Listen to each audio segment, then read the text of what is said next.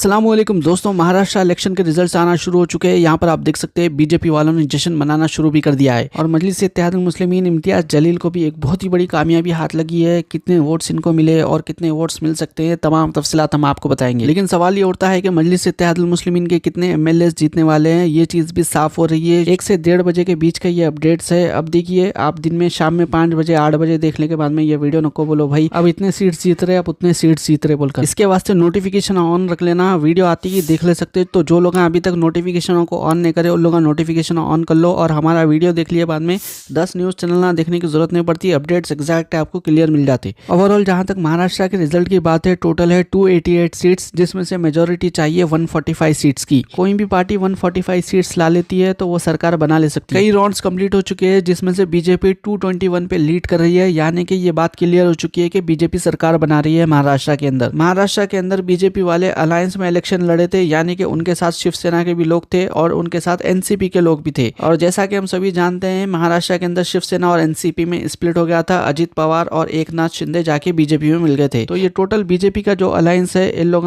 221 plus seats के ऊपर आगे चल रहे हैं। रात तक जब रिजल्ट आएगा उसमें और थोड़ा बढ़ भी सकते, थोड़ा बहुत कम ज्यादा हो सकता। तो यहाँ तक आपको समझ में आ गया बीजेपी किस तरह से सरकार बना रही। अब बात करते हैं कांग्रेस पार्टी की। कांग्रेस पार्टी भी एक वहां पे अलायंस बनाई थी शिवसेना और एनसीपी को लेकर। कांग्रेस का पूरा अलायंस मिलाकर भी कांग्रेस को 57 सीट्स आ रही। थोड़े लोग आके कमेंट करते नहीं भाई 60 सीट आ रहे, 65 सीट आ रहे। तो भाई ये 1 बजे तक का अपडेट है, दोबारा आपको रिपीट कर दे रहे। ये बात कई को बोले तो तुम लोग नोटिफिकेशन तो ऑन नहीं रखते, इसके बाद से देर से देखे तो ऐसी छोटा देखो। अब बात करते हैं मजलिस इत्तेहादुल मुस्लिमीन की। 16 सीटों पर मजलिस इत्तेहादुल मुस्लिमीन इलेक्शन लड़ी थी महाराष्ट्र के अंदर। जहां पर भी MIM पहले नंबर पर है और दूसरे नंबर पे है, वो जगहों के मैं आपको अपडेट्स दे देता हूँ। पहले दूसरे नंबर वाले ही जीतते ज्यादातर, तीसरे चौथे नंबर वाले कोई भी नहीं जीतते। तो सब में पहले अपडेट निकल के आ रही है औरंगाबाद ईस्ट से। यहाँ पर इम्तियाज जलील लीडिंग पोजीशन में करीब 50,000 वोटों से आगे चल रहे हैं, यानी कि इम्तियाज जलील की जीत यकीनी है। इम्तियाज जलील भाई ये वीडियो देख रहे तो हम उनको मुबारकबाद देते हैं। बीजेपी दूसरे नंबर पे 15,000 वोट के साथ। जहां तक अब्दुल गफ्फार खादरी भाई की बात है, उन्होंने 4,700 वोट लेकर है, यानी कि ये बात क्लियर हो चुकी है। औरंगाबाद ईस्ट इम्तियाज जलील जीतने वाले हैं। और दूसरी अपडेट निकल के आ रही है शोलापुर सिटी सेंट्रल से। यहाँ पर मजलिस इत्तेहादुल मुस्लिमीन 3,800 वोटों से आगे चल रही है। सेकंड नंबर पे यहाँ पे बीजेपी है और तीसरे नंबर पे कांग्रेस है। लेकिन यहाँ पे कांटे की टक्कर नजर आ रही है। तो 4,000 करीब के वोट है ये,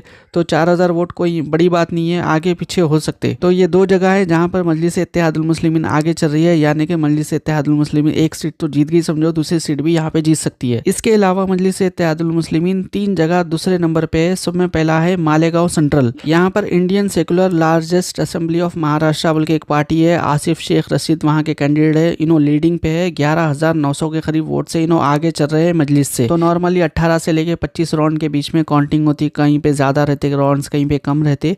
तो जैसे जैसे राउंड कंप्लीट होते ये अपडेट्स आते रहते।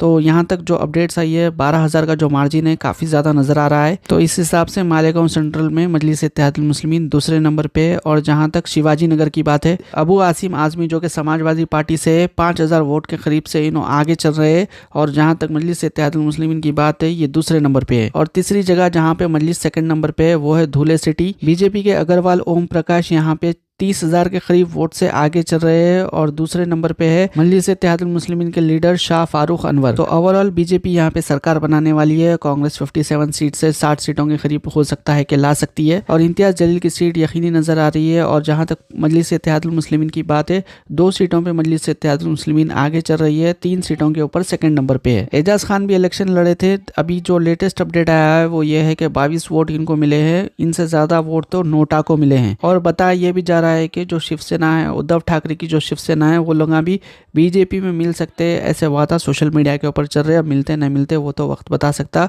लेकिन कांग्रेस पार्टी से क्या गलती हुई यहाँ पे वो चीज भी आप कमेंट कर सकते हैं यहाँ पे। और जहां तक बीजेपी की बात है, बीजेपी क्यों महाराष्ट्र में सक्सेसफुल हो रही है, आप लोगों को क्या लगता है, वो चीज भी कमेंट करिए। और जहां तक मजलिस इत्तेहादुल मुस्लिमीन के परफॉर्मेंस की बात है, मजलिस इत्तेहादुल मुस्लिमीन कौन से सीट्स जीतती होंगी 5 में से, आप लोगों को क्या लगता है, वो चीज भी कमेंट जरूर करिए। और इंशाल्लाह और एक हम लेटेस्ट अपडेट शेयर करने वाले हैं। तो जो लोग अभी नोटिफिकेशन ऑन नहीं रखें उनसे गुजारिश है कि नोटिफिकेशंस ऑन रख लीजिए ताकि अपडेट आती ही आपको मिल सके। तो आप देख रहे थे रियल मियां पे चैनल। इंशाल्लाह अगले वीडियो में मुलाकात होगी। अल्लाह हाफिज़।